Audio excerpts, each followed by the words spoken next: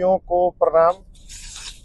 जैसा कि आप सभी लगातार देख रहे हैं और हम लोग कई बैठकों के दौर से गुजर रहे हैं, उम्मीद भी किए हुए हैं और सरकार से लड़ करके भी हम लोग और समझौता स्तर के माध्यम से भी हम लोग रास्ता निकाल रहे हैं। कहना चाहते हैं आप सभी को कि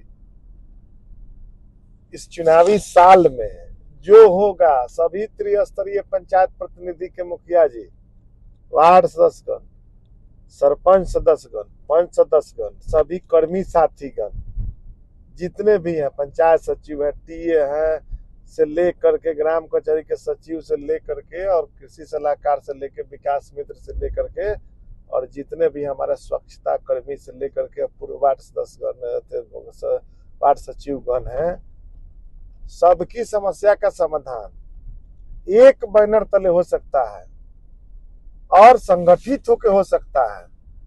ये हमारे तंत्र को जो कुठाराघात करके, डिस्टर्ब करके और पूरे पंचायती राज व्यवस्था को चौपट करने का काम किया गया, आज प्रखंडों में बैठा करके दुकान चलाया जाता है।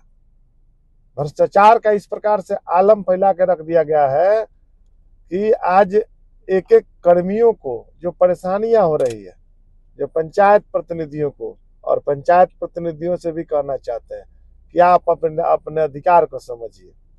और खासकर यह वीडियो राजस्व कर्मचारियों के लिए बना है।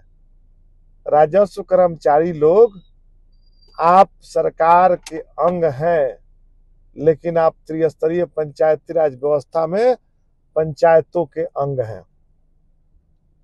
आपको काम करना है। पंचायत सचिव और ग्राम पंचायत आपका अथॉरिटी है और पंचायत के माध्यम से वेतन विवरणी से लेकर अन्य कार्य भी आपका होगा। आप लोग जो अपने अंचल को अपना सुपर बॉस समझे हुए नहीं है, स्वतंत्र सरकार है, ये गांव की सरकार है और आपकी जिम्मेवारी है। आप लोग आंदोलन में गए, आप में कई गुट बटा हुआ है। हमने तो शुरू से भी कहा समाधान, समस्या का समाधान सीख लेनी चाहिए आपको पंचायत सचिवों की लड़ाई से भी कि हम लोग किस प्रकार से लड़ने का काम किए। सरकार तो निर्णय कर रही है, कहीं ना कहीं आप लोगों का रणनीतिक चूक है। आपके पक्ष में कौन खड़ा होगा? हम लोग तो चट्टान की तरह खड़ा थे पंचायत सचिवों के पक्ष में और पंचायतों के अंग है आप अपने आप को समझते हैं कि हमारा सुप्रीम बॉस है, स्वतंत्र संविधान से सरकार चलती है और संविधान को पढ़िए जितने कार्यपालक जो हमारे राजस्व कर्मचारी हैं, और संविधान के साथ और ग्राम पंचायतों के साथ रहने का काम करिए। कोई माई के लाल आपको उंगली नहीं दिखा सकता है और कोई सरकार के लोग, हम लोग देखने का काम किए हैं। सरकार क्या नहीं सुनेगी? सरकार सुन रही है। हमारे तो सभी, हमारे संगठन में जितने भी पंचायत से जुड़े कर्मी हैं, सबकी सरकार सुनेगी, सुनने जा रही है, सुनना पड़ेगा, क्योंकि लोकतंत्र में वोट तंत्र की ताकत एक सामूहिक जो व्यवस्था है उससे होता है, सामूहिक एकता से होता है। और एकता में आप एकला चलो नीति अपना करेंगे तो सरकार तो अब तो निर्णय कर चुकी है, सरकार तो आज भी कर रही है।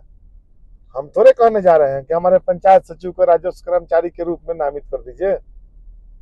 संभव तो पंचायत से एक कर्मचारी से भी हो जाएगा, लेकिन आपकी सेवा है, आपकी नौकरी है।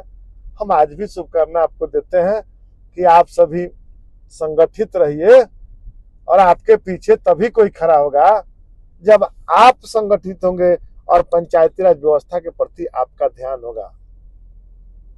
आप किसी पदाधिकारी का आपको ये पदाधिकारी कोई संविधान नहीं है। संविधान में दी हुई व्यवस्था का भी अंग है और आप भी अंग हैं। आपको कहीं ना कहीं प्रोटोकॉल के हिसाब से हर स्तर से आपको पंचायत प्रतिनिधियों, गांव की सरकार, प्रखंड की सरकार, जिला की सरकार के अधीन रहना है और चुनी हुई सरकार की बातों को सुनना पड़ेगा। चुनी हुई बातों को सरकार को सुनने का सुन नहीं रहे थे तो नतीजा आप सभी के सामने है कि सरकार आपकी बातें नहीं सुनी। राजस्व एवं भूमि सुधार विभाग के एसीएस दीपक कुमार सिंह जी, उनके जैसा अगर आप डिपार्टमेंट में आपका तेज तरार अधिकारी मिला है, लेकिन आप लोग दीपक कुमार सिंह को भी नहीं समझे जो आपके लिए बेहतर सोच सकता था।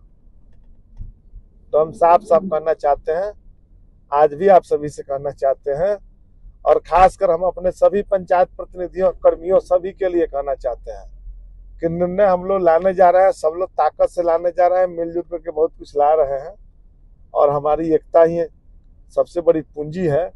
और सब लोग मिल करके अगर संगठित रहेंगे तो हमारे पंचायती राज व्यवस्था को मजबूत करने के लिए सब लोग तत्पर रहेंगे।